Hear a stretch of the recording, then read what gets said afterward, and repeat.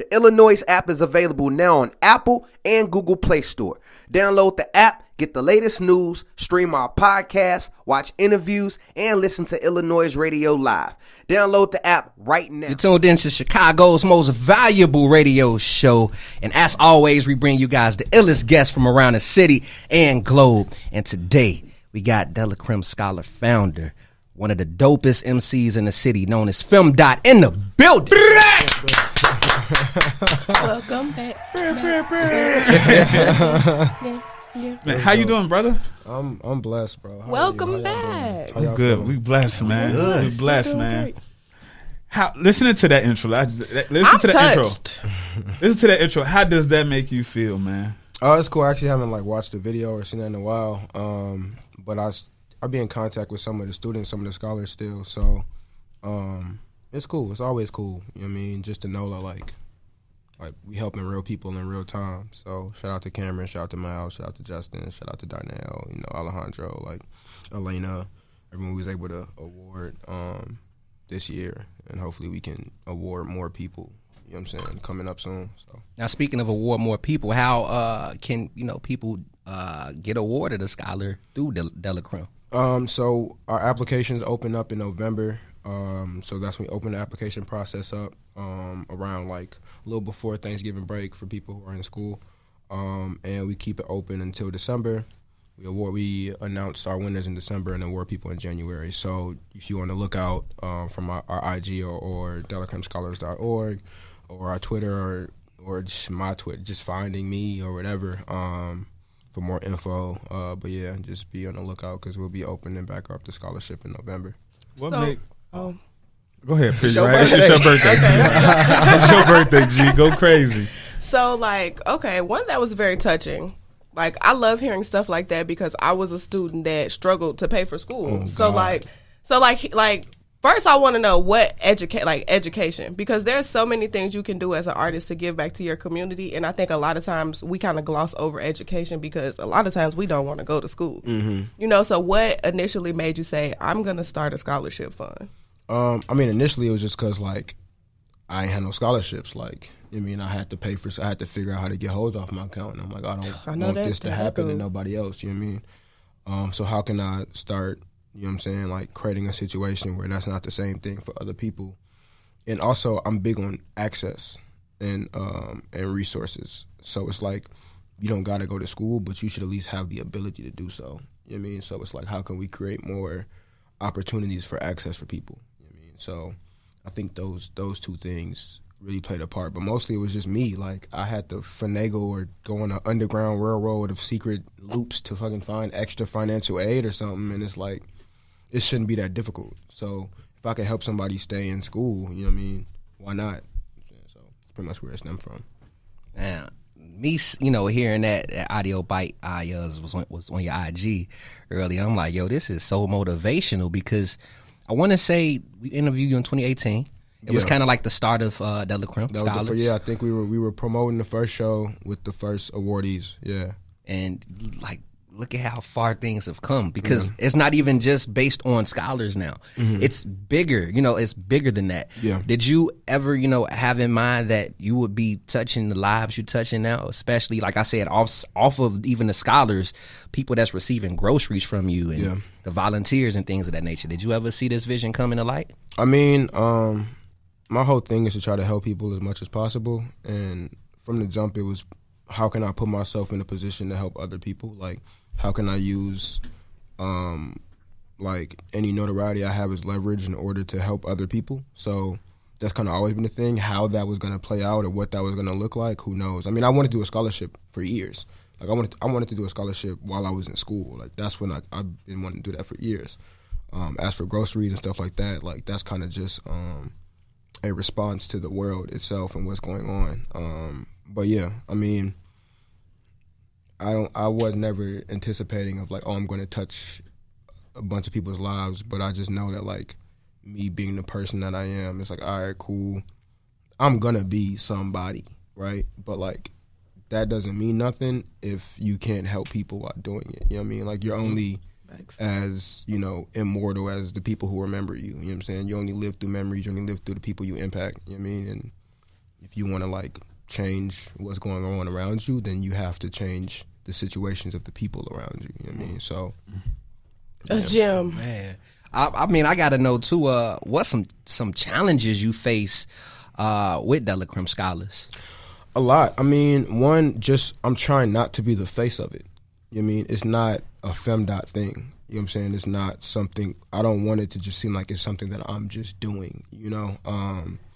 Like, I think because a lot of times people would then attach it to a person or a thing, and then that takes away from the act itself. Like, it's like, oh, Femdot's doing this amazing thing. It's like, no, like, things are just getting done. It doesn't matter who the hell is doing it. We're just feeding right? kids. You know, we're just sending kids to school. You know what I'm saying? It don't matter how the hell it's getting done. You know what I'm saying? So the challenge of balancing that is really weird. And then also just like navigating a lot of stuff through COVID, like trying to like feed people and, you know, like having adequate, you know, precautions and things of that sort, or just like knowing there's always so many more people to help. You know what I mean? You can help thousands of people and there's still not enough. Not enough. You know what I mean? So like that plays a part. Administrative work, like organizing stuff is, you know, because you're dealing with different people, different personalities, stuff like that. And just mapping out like how you want to, you know, how do you want to schedule things or whatever. It can get stressful and stuff too. But I think the biggest thing is outside of just not making it about myself is also just like it's always so many people to help, and that kind of weighs on you sometimes. It's like, damn, like no matter how many people I help, there's more people to help. You know what I mean? Yeah. Like, does that get frustrating? Like. Yeah, a little bit. I mean, because it's like you want to do more, right? You know what I'm saying? You want to do more. You want to have more resources or whatever. And also, it's like there, like you know, because you're able to help people, that like things like the government, you know what I mean, are able to do that. You know what I'm saying? Because I'm able to do that. Right. You know what I'm saying? So it's like, why they not? Why, you know what I mean? So it's like, why am I giving myself technically a job that, and I've mapped out how to do it. It can be done. You know what I'm saying? So. Stuff like that is frustrating sometimes, but also in the same aspect, the beauty in that is also knowing that when something like the government or something like these higher powers fail, the people can take care of themselves. Mm-hmm. And we've been doing that. You know what I mean? So it's like that's kind of the light at the end of the tunnel, and just seeing how people appreciate stuff that we do. So I kind of got a question that somewhat piggybacks off of Jones' question. So it kind of stems from that frustration. So considering that it can be frustrating to know that there's almost always going to be more people to help, do you ever like find motivation in that? Because I think that for some people would look at that like and get overwhelmed. It's like, damn, I want to help all these people, but I can't. Mm-hmm. So like, does that ever become a source of motivation to just keep going or just keep finding new ways to make this work? I mean, yeah, it's always in the same aspect. It's always a need to help somebody. I mean, and that's cool. It's not cool because you have to help people. Like, right. Why? But it's cool knowing that like, if you want to help somebody, there's something you can do. It's always something you can do. You know what I mean, big or small. So. Sometimes with doing stuff like that, you have to change like your surroundings. Like, did you have to change certain people from around you to get a team that has that same passion or, you know, look at things the same way? No, because I hand selected my team. You know what I'm saying? How I picked the people around me to begin with. They know what I value and what I stand for. And the type of person I am. So, you feel me? So when it come to me doing, and I've always been the one, like everyone knows, I'm the one that's going to be protesting, or I'm the one that's going to be whatever. So this ain't nothing new. So what happened as we started growing in this process is just the people around me started finding ways to fit in that worked with them, because they already knew that this is like, in order to be a part of my team, or even in my close-knit circle of friends, like you know what I align with. So you know, and because you damn near align with that too, or we wouldn't really be friends. So it wasn't really complex to get like my team on board or having to move and weed people out, because everybody around me knew what I was about before any of this started. So it's like, well, all right, well, we got to help him. You know what I'm saying? Like, here he go. You know what I'm saying? So that's a blessing in itself, though, because that's not the case for most people. You know what I mean? That's right. So now you speaking on helping, how can people help and contribute to Delacreme Scholars? So we still accepting donations because we still have 2 more scholar slide bys, which is when we get lists specifically from families. We go buy the groceries for the families and go drop off to them free of charge, no questions asked. We don't ask who is it for. We don't do anything. We just get your name, your address, your phone number, so we can contact you, and we drop off in a list of what you need. So we're still accepting donations from that because everything is donation-based and crowdfunded.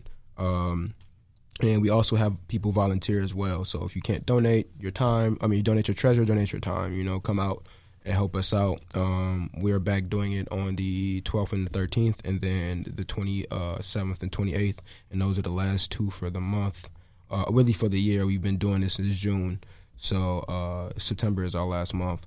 So if you can't get out, please just donate, because all of those monies go directly to families or then go into help funding the scholarship that we open up in November. Man. Well, we got some music in queue from you. We got Oh Something. Feel free to break down Oh Something for the people before we get into it. Oh Something is like riding, when you get your first car, the feeling in your first car where you feel like you could just do whatever. Like, you riding around in the Oh Something. It don't matter. It's old as hell. It don't matter, though. It's yours. You know what I mean? You like 16, 17 with a car, or however old with a car, but it's yours. So it's just that feeling, you know what I mean? Just having the whip for real. If people haven't caught on, I have an attachment to cars. Yes, you do.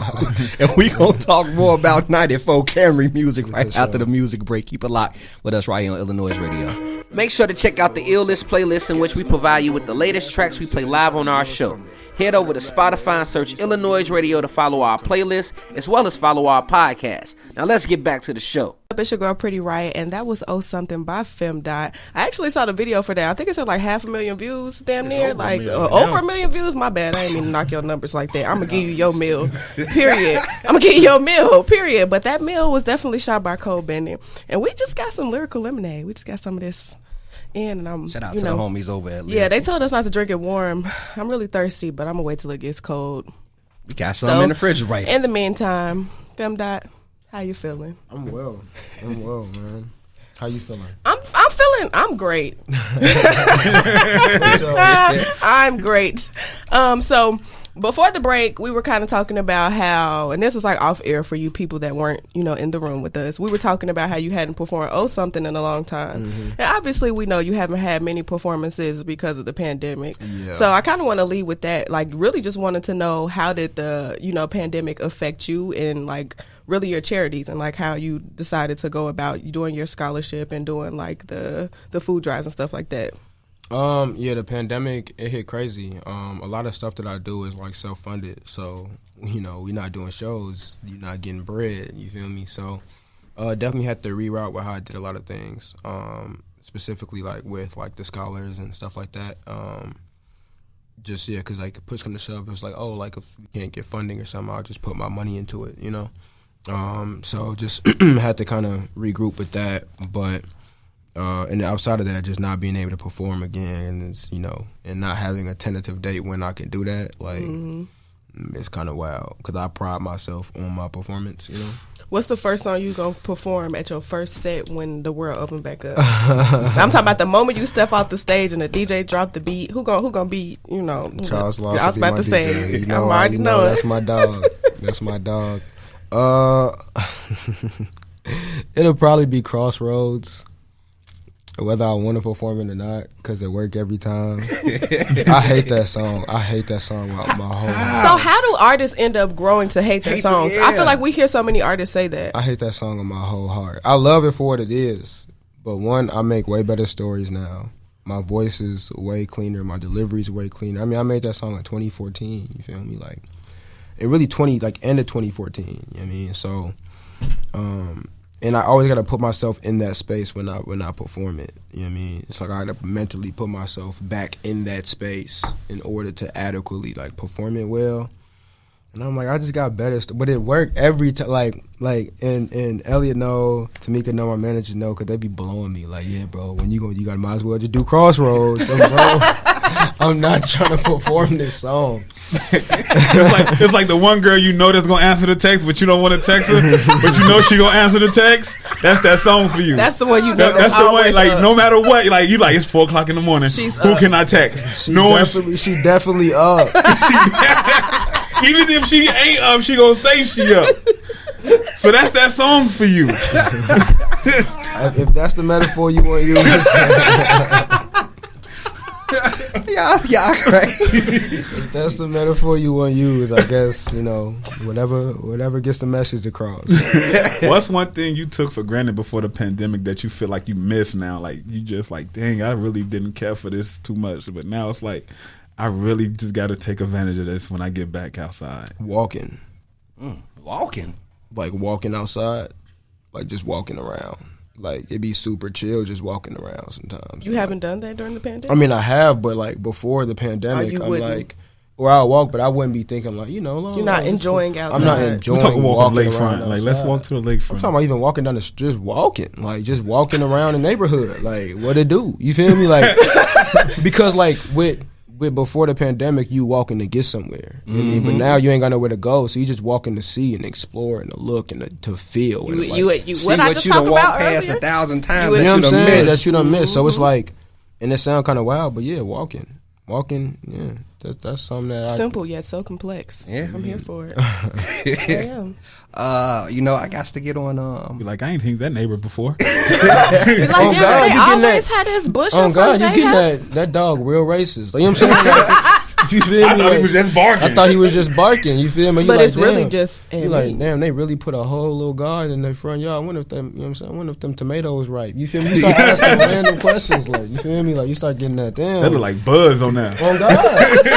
Like, damn, this walk to the store a little long. Like did it take? I usually drive, but this is a little long. I damn near add this to my workout. You know what I'm saying? Like, hey, that's where I'm at with it. I'll be walking like, damn, that's long as hell. I did not know this. And it's always on the way back though. Bro, you getting that? This a journey. You feel me? Now, what drove you to your project 94 Camry Music? I like what you did there. I'm sorry. Wow, I see what you did there. That was smart. You been doing radio. You good. You got good at this. He be on radio. Unfortunately, you be on radio. I try. Segue game on point. Oh God, talk about a segue. I'm really tied to that's my first car. My 94 Camry is the first car I've ever had. It's my baby. It's like part of the family. It's like, you know what I'm saying? Like it's literally a part of the family. You know what I mean? So many memories, so many things about me was just attached to that car. And reflecting as I got older, like I could direct so many things to that car. So and also I've had the concept for years. You know what I mean? All my projects I think out years in advance. So I had the idea for years, and it's just like at the time I was finally able to start making that music that sounds like 94 Camry music. So, but yeah, it's just rooted in my relationship with my car. Like that was my baby. Like that was my dog. Baby. Killer Cam. What? That was the name you gave. Look, Killer. My mama called it Killer. Like that's you feel me? That was the one. So. Yeah. That's my dog. I call my car Benny. That's why I was like, oh yeah, that's my dog. Can you talking about my first car was a Cam? Caprice Classic. I was calling a CC. Oh man, that's Lil Killer. That's my dog. So I got it. You know, now Lil Killer gonna live forever. You feel me? Oh, the real vocally, you killed 94 Camry music. It's like, thank you. It's not a lot of tracks. It's just the right amount to get you through. And it's definitely something you can ride to. We was riding to it on the way to the station. Love. I mean, you already know. I was going to Oakwood Beach. You know, I was with my Timbs on. With your Timbs on, bro. I was ready to pull up. Like, come on now. We got to do the show today. Can he just meet us there? Can he just meet us at the Street Beach? We can do a remote. I'm weak. What's what's something you want people to take off? What's something you want people to take from 94 Camry music? I mean, let's see. I mean, a lot of it is just rooted in, you can find yourself in these smaller moments that you may not really think about while you're in them. Like, I learned a lot about myself in that car. A lot. I was able to reflect and be like, wow, a lot happened. Like, a lot of me as a person. A lot of shit. You know what I mean? A lot of me as a person was developed in that whip. And you need to open your eyes to that. You know what I mean? And not just in my car, but I'm talking about just in general. Like, like a lot of times we overlook what certain like eras in our life, like how they show up again, and how they're consistently like and rooted in. Like, wow, I feel like I'm in therapy. Hold on. how they're rooted in making you who you are, and you need to open your eyes to that. Yeah, I think. What's one thing about the '94 Camry that you enjoy? Like, that my car got this. Like, this what makes my car this shit. Durability. Hell yeah, on the real. Durability, bro. It used to, and it was reliability, durability. Like what? Like, I used to just have to get places and got there. Like, you feel me? Like, that sounds simple, but like, now some people don't. But you gotta like put in the context of, like, I split my time between the South Burb of Glenwood and like Uptown and Rogers Park. So what if I'm in Uptown and Rogers Park and my mama said I gotta get home? I'm 40 miles away. That's a trip. Is this bad boy gonna get me? But guess what's gonna get me there? The Camry. That Camry. You know what I'm saying? I get a little fender bender, somebody tap my car. It's okay. We straight, because it's a Camry. You feel me? Do I need the premium oil change? No, because it's a Camry. You know what I'm saying? Like, it's gonna do what it gotta do. So that the fact that reliability, it's like you ever call one of your homies who, like, he know you on trash 100%. Like, wow, he finna call me on trash, but he answer anyway. That's the Camry. You know what I'm saying? So the girl that answered at 4 a.m. Come on. It's her again. She's back. Back Y'all won't let her go. She everywhere. That's your next song, The Girl at 4 a.m. Oh, God. I will not let her go. Yeah. So I got a question, because I've obviously been a fan of the music for quite some time. So I just, like, I see film and I see A Tribe Called Fresh film. You know what I'm saying? And I would love if I could let that memory go. But, you know, like you said, people live through that. So being that, you know, we were in high school when that shit dropped. So, like, from that point in your life to now, what's the most important thing that you've held on to? I'm still me. I think you can still look at me as Tribe Called Fresh. It's funny because most people don't even know what the hell that is. But you can still, because, like, I've evolved, I've adapted, but me as a person the root of me hasn't changed. And I think valid. My cores, what I stand for, what I talk about, whatever, I can be more, you know, I can speak on things more or whatever. But I think people who have met me at any point in my life, like, I've been femme this whole time. Thanks. You know what I mean? So, and I think anybody who's known me at any point in my life can merch. You know what I mean? Because I have friends from different points in my life who get along with each other.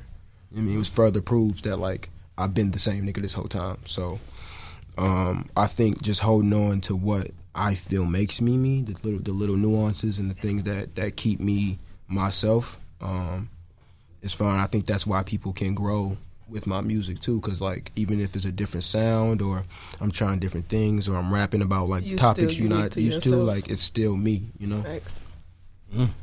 Look, I just sitting here seeing how much you've matured throughout the years since even our last interview with you.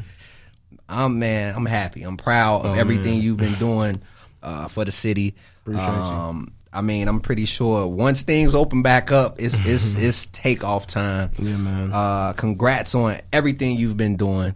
Shout out E2 in the background, chillaxing. Yes, sir. Definitely, we got to bring you back sometime next. You know, when it's time to bring you back, we're gonna bring you on back through because it's a lot to talk about. You've been doing a lot for the city, and trust me when I tell you this, I appreciate it because it's needed. Thank you. It's truly needed. Thank you. So I'm trying. Shit, thank you. Hey, shout out Delacreme Scholars again so people can get in tune. Please, Delacreme Scholars. IG is Delacreme Scholars. Twitter is DELA Scholars. Website is delacremescholars.org. Come give me your coin so I can feed these folks. Oh, I almost forgot to say this too. I'll like, take link. Hey, you swipe. Look. You come up there, meet me at the register. Meet me at the register, bro. I was gonna say I could peep that, you know, you're very passionate behind what you do. Because think about it, you haven't released any music. You haven't even been focused on music. It's all been about community and building. So I salute you on that, my brother. One thing I want to ask you too before we cut up out of here is, you know, being that I used to have a '96 Caprice Classic, and you know, you learn a lot with dealing with old school cars. Oh, for sure. And that you can take and put in life. What's one thing you learned from having a '94 Camry that you put toward life? You gotta patch things up and keep going. Like, you know, when you got an old car, you learn to start, you know what I'm saying, like changing tires and learn how to change their oil and whatever. Like, I remember I had a tire pop on the way to a final. And I'm like, well, I guess and it's cold as hell out. You know, it's like February or so, or March. You know, it's DePaul, so I'm on trimester. So it's cold as hell. My car, like the tire pop. One of them just popped the week before or something. I'm like, guess I got to change this tire. I got to get to this final. You know what I mean? But I know how to change the tire because I got an old ass car. You know what I mean? So it's like, you had to do that. You know what I mean? So it's like, or even just like, you know, power steering locking up on me, and I got to pull over and put power steering fluid in. But really, just because I'm trying to go like to this party because there's a girl there. You know what I mean? Like, right. You know what I mean? But it's just, and it sounds like in the moment it's like petty, but when you look holistically, it's like you got to just work with what you got and keep going. That's Big dope. Facts. Yeah, that's dope right there. He just made me think about my 1999 Hyundai Elantra. Come on now, man. I'm thinking about getting another old school myself. Man. Whew, it was reliable. Hey, if too. you need a car babies, warranty. Oh, definitely. Let me not shout out my job because I took off the whole weekend.